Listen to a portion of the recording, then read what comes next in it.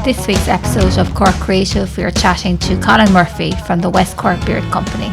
Colin, welcome to the podcast. Let's start at the beginning. What sparked the initial idea for the West Cork Beard Company? Was there any specific moment or need you identified that led you down this path? Well, to answer that question, I have to go back to me living in Spain. I moved to Spain in 2011, all the way up until 2016. And I was English teaching. And a couple of years into English teaching, I realized that it wasn't going to be paying my bills all the way, to my 50s and 60s. So halfway through, I realized I'm going to have to possibly move back home and get a different job. So in 2016, just before I moved back to Ireland, I started kind of developing an idea of online bodyweight training that I would put out 12-minute videos on YouTube, and people would just work along with me. It'd all be bodyweight, no equipment, and just kind of help people get fit. Continued for a couple of months in my last couple of months in Spain, and then I brought that home to Ireland, and I started kind of doing fitness classes, and I increased the videos I was putting out on YouTube. I also had broken up with a girlfriend, and for some reason I started growing out my beard almost in a way, just kind of go into my man cave and try to figure things out. I was a bit upset over it, so I needed some time, and I just let my beard grow a little bit, and then I began to like it. I started doing the videos, the fitness videos, the bodyweight videos with a beard. People started recognizing me for the beard, and that got me thinking then I must get some beard oil. I need to look after it, because when you have a beard, the skin can get quite dry. It can get a little bit irritating. So I needed to look after it. And it was very difficult to get a product that I wanted. I bought a local beard oil, and I've just found there was too many ingredients. The ingredients weren't great. It was too expensive. I was struggling financially at the time. So I was thinking of all sorts of ideas. I was trying to get this fitness business off the ground, but I was open to creating another business as well. So that's when I started looking up on YouTube how to make a beard oil. And then it just started from there. I had to choose what ingredients I wanted, and I just made my first beard oil back in 2016. From there, I went from one oil to two oils. And I remember back then, I was actually living in Limerick at the time with my brother and his son, just kind of transitioning back home. And I remember getting emails from people that were on the website, and they were emailing me saying, I think your website is broken. I can only see two products. I had to email back saying, that's all I have at the moment. I'm trying to develop them one by one. Yeah. Unfortunately, I can't just push them all out there. It has to go very, very slowly. So that's how it came about. Basically, a need for myself to look after my own beard. Okay. And was it always something that you wanted to do, to kind of go into business for yourself? I knew from my time in Spain, being an English teacher, and as you get older, your patience gets less and less, especially for bosses. And I found in my role as an English teacher, and I had coordinators around me, I found that I was becoming a very bad employee. Yeah. I was excellent at my work, but I questioned everything. I thought I knew a better way of doing things. I was constantly looking at to see were they doing that correctly. And I realized I need to work for myself. So I kind of knew that coming back to Ireland. I would really have to love the person or really respect the person and continue to respect them to work for someone. I'm not saying it mightn't happen down the line again, but I'm definitely better as my own boss for sure. Okay. And West Cork is such a beautiful and distinct region. How has the landscape and culture of West Cork influenced the products you create and the brand you've built? I think the people of West Cork are very encouraging. You go down to the market on a Friday and you see all these people, making their own products, and that's very, very encouraging. You almost feel like that they're willing you or giving you the push to try. They're down there in a freezing cold, in the rain, still just enjoying the social aspect of it, enjoying the fact that, you can pick up a natural shampoo bar or natural soap or whatever. So I didn't feel like I was going to get judged if I did come out and say, I'm developing some beard products. And also West Cork is a beautiful place. I wanted to develop a product that was, linked to something clean. And, we have some beautiful beaches. We have some beautiful forests around the place. I love walking on the beaches and in the forests, not seeing any litter around. So I certainly didn't want to add to a problem of more plastic and stuff like that. West Cork is great because you never feel like people are judging you for giving it a go. Yep, very good. And looking back, what were some of the biggest challenges you faced in the early days of starting the company, and how did you overcome them? I realized in the last only couple of years that I was a terrible business operator. I was very good at envisioning the product I wanted, envisioning what label I wanted, really detailed stuff. I could see the product in my mind.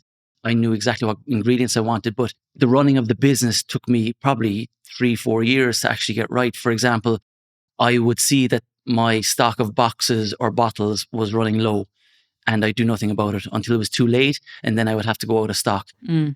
Nowadays, I see this going low and I order it immediately. Things like this.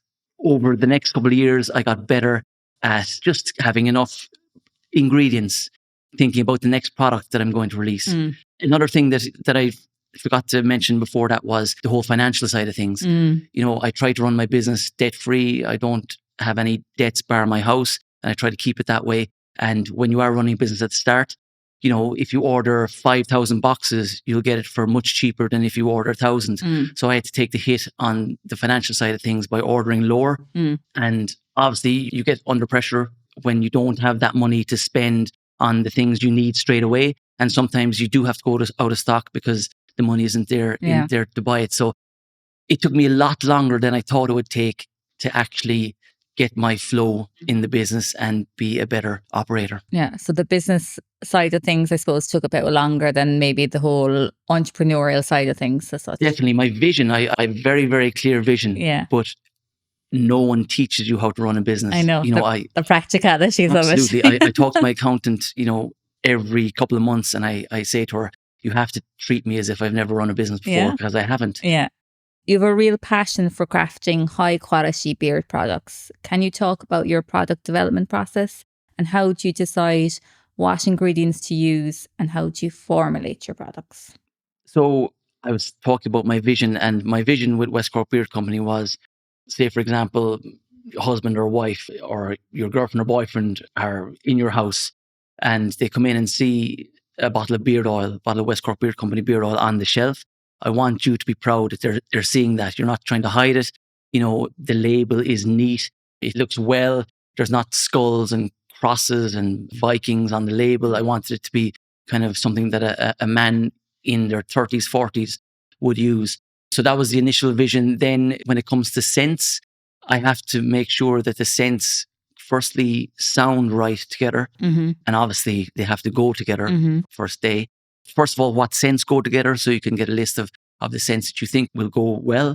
And then you can obviously smell them. And then how are they written? For example, peppermint and tea tree. Do I say peppermint and tea tree, or do I say tea tree and peppermint? Yeah. This kind of thing. There's small little things. Yeah. Then you go with the color of the label. I went for colors in my labels because I love colors, and visually they can catch people's eye. And I need to see something to learn it. I match colors with different things. So, for example, peppermint with the green and things like that. Cinnamon bark and black pepper. Obviously, we went for the black label on that. After that, then it's about the best ingredients. What is one of the best oils out there? It's argan oil. And I started this business 6 years ago when argan oil was probably half the price as it is now. And another business would have pivoted and changed that formula to not have argan oil in it. But the product worked so well, I couldn't change it. I had to keep the same ingredients. And like I said, as inflation gets bigger and as, these products get more difficult to source, it may be a problem, but I really want to stick to the ingredients. Very few ingredients. For example, in the beard oil, there's only 4. I'm sticking with only 4 because one of my main things that I didn't like about the beard oil I tried first day was it had a list of about 15 ingredients and I didn't know what half of them were. So yeah, it's quite the process. I'm in the middle of developing another product now, and it's the same thing over and over again. Color of the label, do the scents link together, do they smell good? And that's before you ever go into the kitchen and start making it and making sure that it feels right and the scent isn't too strong, the scent isn't too weak. So it's quite the process. Okay. Is there something that you're going to continuously try and develop additional products and add to the existing range, or how do you envisage it kind of growing? Yes, there are a few scents that I don't have. For example, I don't have any citrusy scents, so I definitely need to look at that. With regards to the type of product, for example, beard oil, beard balm, beard butter, mustache wax, I'm not sure yet where I can take it from there. Yeah. Possibly a beard mask is something I've thought about. But again, this can be difficult. I want to be able to make all the products myself. So for me to make a beard mask on my own, I have to make sure that I can do that and it's going to last in a package for 6 months, for example. So I have to make sure the ingredients are right. My beard soap, I pivoted from the oil to the balm to the butter onto the beard soap. I'd never made soap in my life. But again, you have to go through the process. And I found that you need to really invest hours and hours and hours at the start to get it right. And then once you have it right, you're on autopilot. Then all you're really thinking about is the scents. Yeah. What different scents am I going to have in the soap, oil, butter, balm? But yeah, I would prefer to build up my range first before adding another category of product. Yeah. And I started with one product. Now I think last time I checked, 24, 25 products. So it's a lot of making every day. And as I build up, I am putting a bit more pressure on myself to keep everything in stock. But, the way you say there about keeping it to kind of a minimum amount of ingredients. When I'm looking at foods and stuff, I'm trying to see, look, what are the ingredients? And you're looking at less ingredients is obviously better. And the same applies so in terms of the products that you produce. Just because I tried them on my own beard and they didn't feel good at all. But the labeling process in Europe is very difficult for cosmetics because they all have to be in Latin. Okay. So it's like INCI, it's called. They all have to be in Latin. And that's another thing I learned in the process. Why? I don't know why. Well, I actually do know why, because if everyone is doing the same thing, you get to know that this is argan oil, this is jojoba oil. So for example, like I go over to Italy, I'm not reading Italian, I'm reading these, Latin ingredients. So it makes it quite difficult for people to understand what is in the products, which is why I always put the English version after the INCI version. And is it important for you to feature locally sourced and natural ingredients? And how do you ensure its sustainability? At the start, you try to run your business and try to, not have costs too high. I've started over the last couple of years to kind of really try to source. We get the beeswax from Dingle, for example. I get my beard brushes engraved in Wexford. I get a lot of my products from Wicklow, actually. Yeah, look, I understand what running an Irish business is like, so I try to help out other Irish businesses. It's better as well financially because, especially with Brexit, it's much more expensive now to bring things over from the UK or from China or even the US. It's very important to be sustainable. Like I said before, regards keeping the beaches clean, keeping the forests clean. I had plastic in the packaging of my products when I was starting off because I just didn't know any better. There's so many options now with regard recyclable boxes and boxes that are, come from sustained forests and things like that. It's fantastic. Yeah. You're kind of trying to bring that all in more in your business, so I suppose, yeah. Yeah, and it can be tough because sometimes these things aren't very cheap. The cheapest way of doing it would probably be the most unsustainable way of doing it. So the customer wants a good price on their product and they also want sustainability. And that's the juggling act for businesses. It can be very, very expensive to get a really high quality, sustainable product to a customer. But it's going okay. I'm learning all the time and I'm learning what the customers want as well. And that's been a huge help. They even message me and saying there's too much packaging, arriving. For example, the beard oil is in a small cardboard box. I'm looking at kind of getting rid of the boxes on all my products because the beard balm and beard butter is in a tin and then a box goes over that. It looks really, really well, but I'm not sure my customers want that because they're literally looking at the box for 2 seconds and then it goes in the recycling, So I'm looking at that for this year and I think it's a good thing because it'll bring down my costs and keep customers happy. Okay. You've built a strong online presence across multiple platforms, from your website to Instagram, Facebook and YouTube. Which platform do you find the most effective for connecting with your audience? I think they're all very different. Instagram is the warmest, I feel. Over the years, I think the algorithm has given me an audience that is very encouraging, very supportive. TikTok is completely different. It's very difficult to get a video that does very, very well on TikTok. I've had a few. I put one out 2 days ago about trimming your beard and it's up to about 50,000 views, which isn't much. I feel like once you go over around 10,000 views, that's when the crazies start coming into the comments. And it can be quite jarring if you're not ready for it because it's just, they comment about everything and it's ruthless. So TikTok for me is quite ruthless. I don't know, will they or can they get rid of bad comments? But you have to have a tough skin. You absolutely have to have tough skin in all social media, but especially on TikTok at the moment, I find. YouTube, then I'm doing YouTube shorts and that's kind of more for my US audience. A lot of my sales from the US come from YouTube shorts. And then I feel Facebook is a very friendly, a little bit older platform that people kind of use it as their only source of social media. Maybe over 45s, over 50s, 60s, 70s, they dip into Facebook maybe once every couple of days, where I feel like Instagram and TikTok, it's something that people are using and watching every single day. So all very different. I still feel like I haven't a clue what I'm doing, especially on TikTok. Instagram, I've got my rhythm, but on any given day, you could have a video that has 10 views Yeah. and another video that has 1 million views. Yeah. I don't know. I don't know how it works, to be honest. You're obviously doing it quite well, though. But the important thing is Yeah. to keep going and keep putting out the Yeah. content, because it's great brand awareness. It's free, which is amazing. You know, only 20 years ago, or I don't know what it was, you'd be paying for ads on a newspaper or whatever. So we're very, very lucky in that sense that you get great brand awareness all over Europe, Ireland, the States, wherever you want it. Yeah, that level of exposure really is fantastic, isn't it, for a small business like It's you? fantastic. But like I said, with the comments, there can be negatives to it as well. Yeah, okay. And you obviously love a bit of crack, and your personality really shines through in your Instagram posts. Is there a last calling in acting? And can you tell us a little about Garda Barry and the motivation behind your social media strategy? People talk to me about the acting, but I think I'm a terrible actor. No. It's just hilarious. I feel that kind of acting, in inverted commas or whatever, comes from me and my sister having banter years ago. And I'm just kind of continuing on with that. She used to be very good at facial expressions and things like that. So I feel like I'm just copying her. Why am I doing these characters? I'm doing these characters because I got bored of doing beer tips on social media. I started off doing beer tips for maybe a year or two, and I was running out of them. I was getting bored myself. I was either going to stop doing social media or change it up and do something that I enjoyed. So I started bringing in different characters, and Garda Barry is one of the characters. And Garda Barry came about because the Irish Garda Síochána were able to grow their beards for the first time, I think maybe about 18 months ago in the summer. So I wanted to link and kind of almost celebrate that the guards can grow their beards. So Garda Barry with the no pants on came about from him growing his beard so long that he couldn't wear pants and have the beard because he was just too warm. So that's where the underpants comes in. There's been lots of Garda Barry videos, and if what's happening now is people are stumbling across the Garda Barry videos and not knowing the story behind it, just thinking I'm a lunatic running around in my underpants. But there is that story behind it that people should know.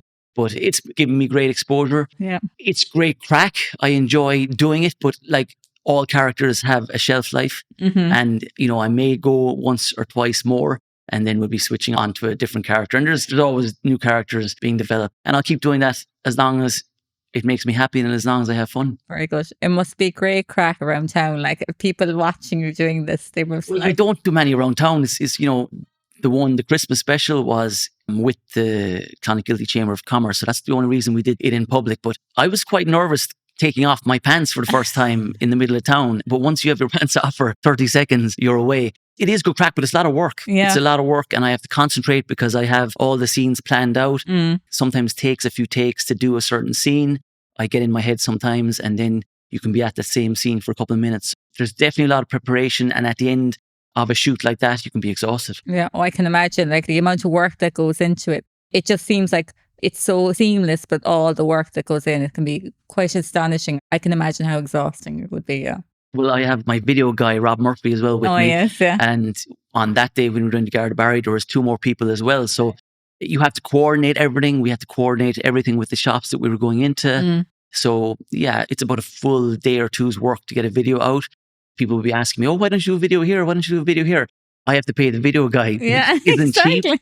And it's also, you have to make sure there's not too many people around if you're on the beach or if you're on the forest, because people are naturally inquisitive and they'll shout a question at you at the wrong time. And you'll have to do the whole scene again. The joys of live acting, huh? On your YouTube channel, you feature content beyond just product demonstrations. What is your philosophy behind creating diverse content, and how do you see it benefiting your brand?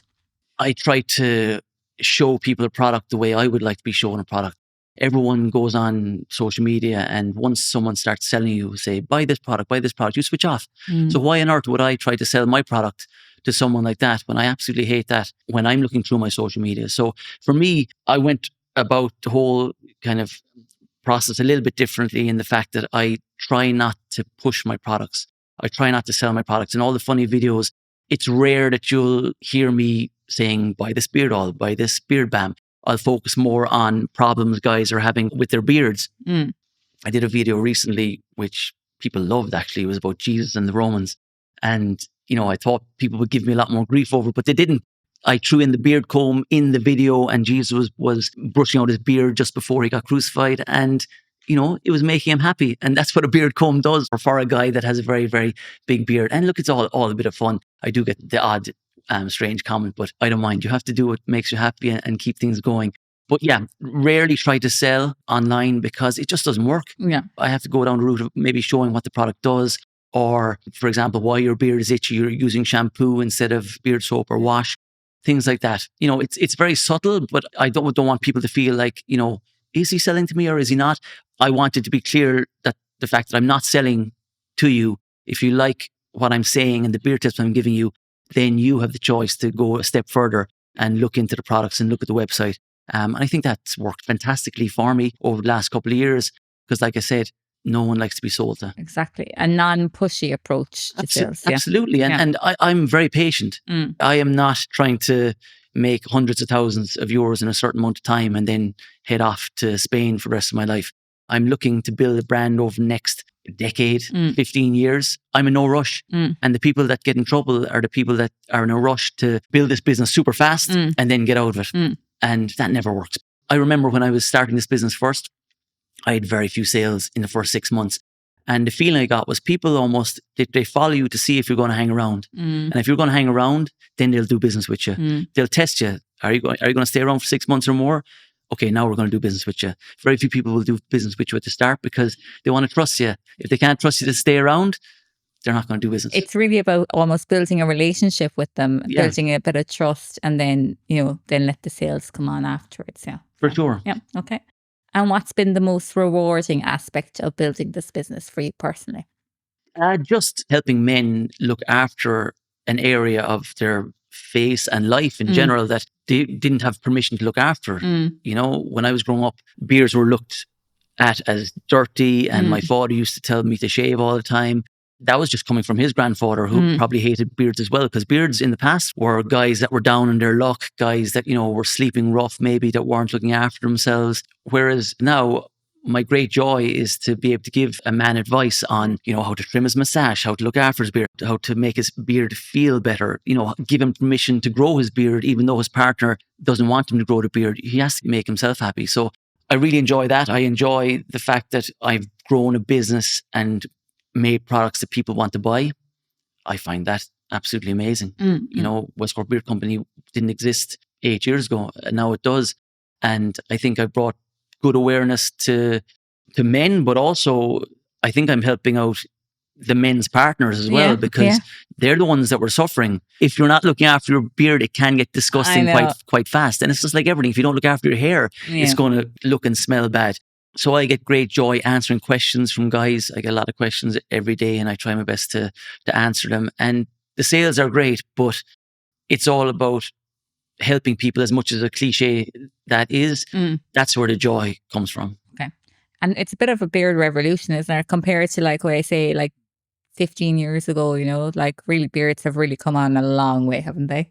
They have, but I think that's also because now guys know that there is a way to look after them, and they're not being put under as much pressure by their partners to get rid of them because they're actually looking after them. I'm pretty good on the trends that are happening now. Yes, the beards are flying it, but the moustaches have never been bigger. And I don't know what's happening, but every second guy in their 20s has a moustache. Yeah. And it's great to see. People are not afraid to experiment. I would have been terrified in my 20s to go around Clonakilty with a moustache.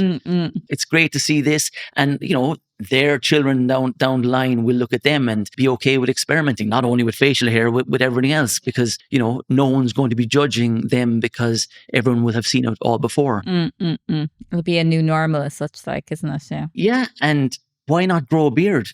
Men can grow all sorts of beard styles. So why should being clean shaven be the norm? Yeah, exactly. Why not have stubble be the norm? And then when you see a guy that's clean shaven, you're like, oh, wow, he's clean shaven. So I think it's going to go that way, because it's my own personal opinion, but I feel being clean shaven is a tough look to pull off. You have to be super handsome. So I find that if you're not clean shaven, just a little bit of stubble does wonders for a guy. Yeah. Especially, I'm bald. Yeah. So if I was clean shaven and a clean shaven head, I don't think it's a good look personally for You me. look like an egg. Exactly. I wasn't going to say it. You said it. Absolutely. I feel like an egg.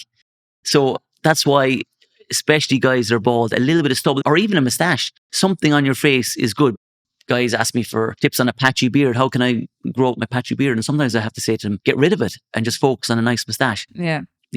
We all have our strengths. And if you could go back to the very beginning, what's one thing you wish you'd known when you started the West Cork Beard Company? That it's going to be really hard work. Mm. Like really hard work. And it comes down to what we talked about with operating a business. I did not have a clue how difficult it is to operate a business, how consumed you get by it. You can't switch off. Mm. I like to travel to Spain every now and then. Since I was living there, I like to go back and, it gives me a chance to switch off because everything in West Cork, everything in Clonakilty reminds me of my business. Mm-hmm. So like it's all consuming. Mm-mm. If I had known how hard it would be, I would have thought twice about even starting. Yeah. Because as things get bigger, it seems things can get a little bit more difficult. You have to keep your eye on things a lot more, like the financials, like stock, as we said. For example, I'm making the decision now to kind of pull out of a lot of stockists that I'm stocked in because I just don't have the time to deal with stockists as well as all the online orders. So I've said no to lots of new stockists this year and last year. And I'm happy with that decision because I only have so much brain power and so much energy to give this business. Okay. And what advice would you give to aspiring entrepreneurs who are looking to start a small business, particularly in the craft or grooming industry? The craft or grooming industry or any business, they have to be 100% in love with their product. Because if they're not, the first couple of bumps, they'll be like, I'm out of here. And they have to realize that, as we spoke about earlier, you have to be in it for the long haul. I've been in this business now 8 years. I have seen numerous beard companies start, stay for a year or two, and then they're gone. And it's happened numerous times. And I'm looking at these beard businesses and thinking if they just held on for another couple of years, they would have been away. So the new entrepreneur needs to be 100% in love with their product, which means they have to do the research before they launch. If they launch something too early, it's an absolute disaster and they'll end up shutting shop and then going again. And I don't think it's a great look. I understand you have to try new businesses and you have to try and see what fits you. But I don't think it's a good look if you're the entrepreneur that has had 5 or 6 businesses in the last 2 years.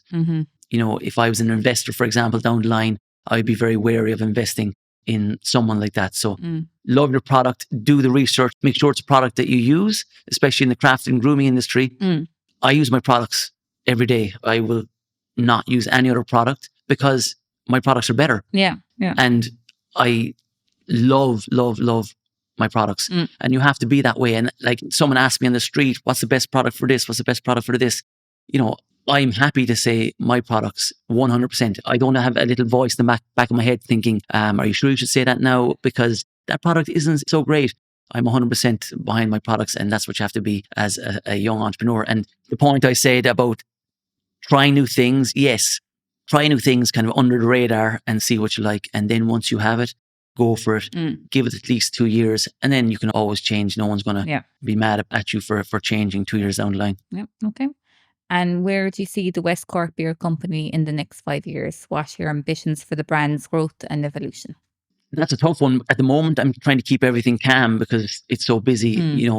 I would like to go into a kind of a bigger facility. I would like to maybe get 1 or 2 staff members, but I also want to keep it small. As these businesses grow, that's more pressure on me. That's more stress on me. That's more responsibility, which I want to manage because I'm only one person and I also want a life outside of work as well. I've seen it over the last 8 years as I've gotten into my 40s. I am tweaking the business to be more for an older audience. And I can see that continuing into my 50s and 60s. I will probably change the labeling from the colors to maybe something a bit more sophisticated down the line. The content online is going to evolve with me. I won't be jumping around like a madman. I don't know about that now. I'm tempted. But as my personality continues to evolve, so will the brand. As my tastes evolve, so will the brand. Maybe I'll do a bit more traveling and get some inspiration from somewhere like that. So I'm not a huge fan of business plans 5 years down the line. I haven't a clue, but I would probably like to be a little bit less on the making side for myself. Yes, I will be making the products through my staff, but I will be more directing the business and, coming up with new content, coming up with new products, whereas the kind of hard labor will be done by someone else behind the scenes, obviously with me overlooking everything. And wouldn't that be a great life? I know, I'm telling you, it'll evolve with you, and that sounds fairly good to me. Very good. Well, thank you, Colin, for joining us on the Cork Creative podcast. If you'd like to find out more about Colin and the West Cork Beard Company, you can find links to his website and socials on corkcreative.ie.